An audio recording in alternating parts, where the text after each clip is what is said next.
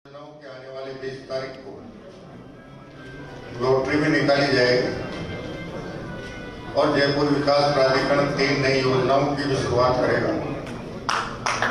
ताकि राजस्थान और विशेष रूप से जयपुर के नागरिकों को सरकारी योजनाओं में भूखंड लेने का अवसर प्राप्त हो सके। जैसा आप सभी को विदित होना चाहिए कि हमने जो 3 योजनाएं राज्य सरकार के 1 साल के अवसर पर शुरू करने का घोषणा की थी, उनको विकसित करने का काम लगभग पूर्णता की ओर है और आने वाले दिनों में 2 दिन का कैंप इन योजनाओं में जिन जिन सफल आवंटियों को भूखंड आवंटित हुए वो अपने अपने संबंधित कागजात देकर आएंगे और आगे की कार्रवाई उसमें संपन्न करने का कार्य प्रारंभ किया जाएगा। साथ ही 20 तारीख को जिन 3 नई योजनाओं की शुरुआत की जाएगी उसके भी आवेदन उसी दिन से वितरित होना शुरू होंगे और एक निश्चित अवधि में जितने आवेदन आएंगे बहुत जल्दी हम उनकी भी लॉटरी निकालकर भूखंड आवंटित करने की प्रक्रिया शुरू करेंगे। जयपुर विकास प्राधिकरण का एक निश्चित उद्देश्य है कि जयपुर की जनता को सरकारी योजनाओं के माध्यम से उचित दरों पर और बिना किसी झगड़े टंटे के भूखंड आवंटित हों। सामान्यतः जयपुर में क्या पूरे प्रदेश और देश में निजी और सहकारी क्षेत्र की योजनाओं में जिस प्रकार का अनियमितताएं चल रही है उन सब से बचाव का एकमात्र उपाय हमारे जितने भी शहरी निकाय हैं जयपुर विकास प्राधिकरण सहित पूरे प्रदेश पूर्ण होने पर जयपुर विकास प्राधिकरण के माध्यम से 3 आवासीय योजनाओं की शुरुआत करने की घोषणा की थी और आज उनमें से अटल विहार योजना की भूखंडों के आवंटन की लॉटरी आप सभी के उपस्थिति में निष्पक्ष रूप से निकाली गई और साथ ही हम अगले महीने एक बार फिर जयपुर विकास प्राधिकरण की तरफ से 3 आवासीय योजनाएं लॉन्च करने की योजना बना रहे हैं ताकि राजस्थान के निवासियों को विशेष रूप से जयपुर के निवासियों को विवाद रहित सरकारी योजनाओं में भूखंड प्राप्त करने का अवसर प्राप्त हो सके। पिछले 1 साल में निजी व्यक्तियों द्वारा और सहकारी समितियों आवासीय सहकारी समितियों के माध्यम से जो योजनाएं विकसित हुई थी उनके बारे में बहुत सारी शिकायतें प्राप्त हुई और इसीलिए राज्य सरकार के स्तर पर निर्णय लिया गया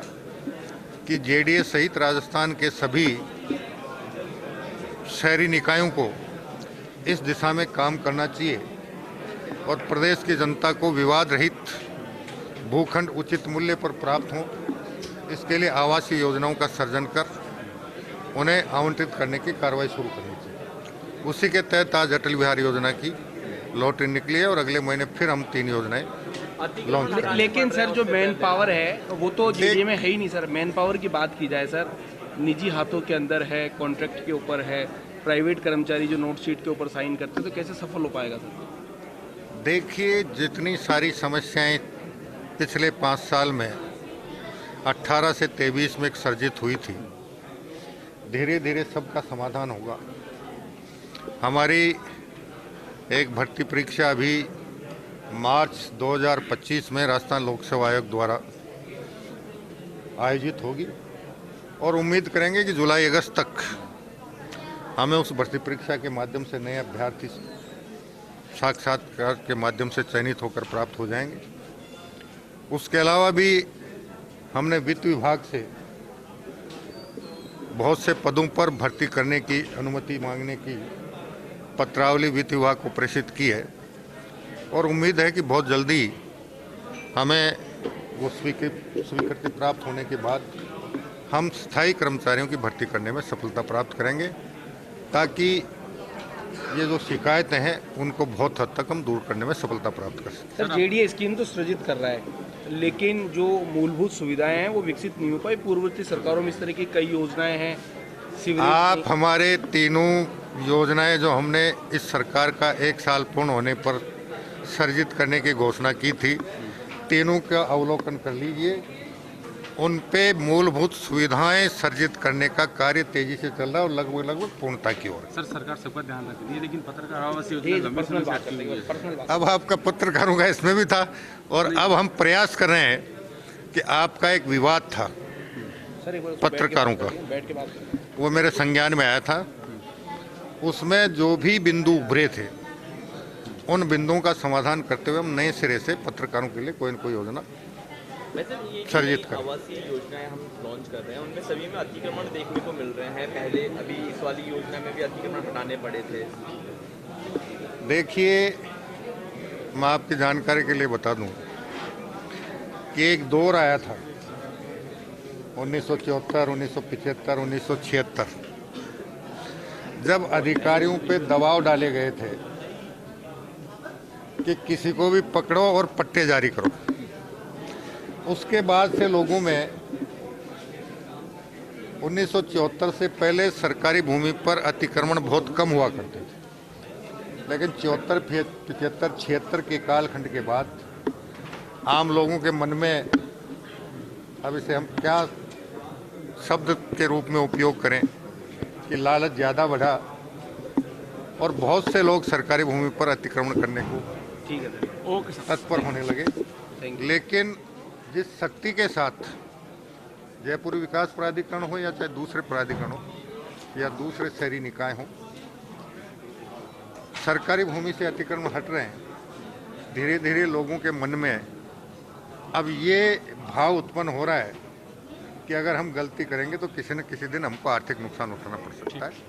तो ये अतिक्रमण की कार्रवाई धीरे धीरे कम होगी। धन्यवाद।